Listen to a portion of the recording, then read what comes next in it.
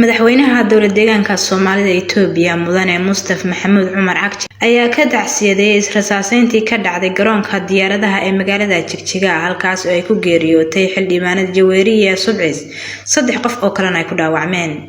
madaxweynaha ayaa qoraal uu soo qoray uga tacsiyadeeyay ehelada iyo asxaabta xildhibaan Jaweeriye isagoo oo sidoo kale xaqiijiyay in gacanta lagu hayo askarigii geystay dilkaasi isla markaana la marsiin doono ciqaabta uu mutaysto. sidoo kale madaxweynaha ayaa intaas ku daray hadalkiisa in la sameeyay guddi qabanqaabisa aaska marxuumadda. Mustafa Cagti ayaa sheegay in hay'adaha amnigu ay gacanta ku hayaan baarista dhacdadani. Hodan Maxamed Xasan Sahal Cable TV.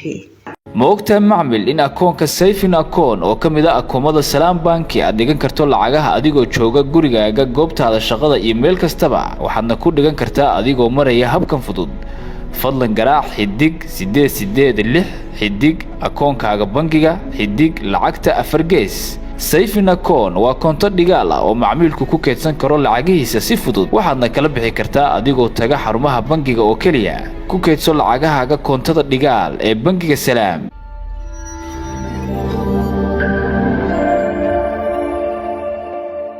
haddii aad safar tahay dooro bas adigoo ka sii dooranaya goobin from oo u taagan magaalada aad ka tagaysid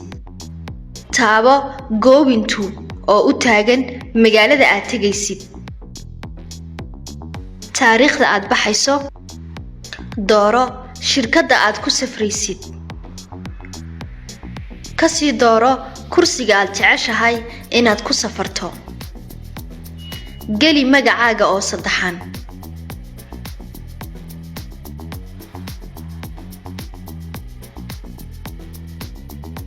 taabo lacag bixinta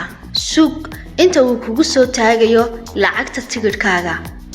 geli biinka saadkaaga si aad u jarato tigidh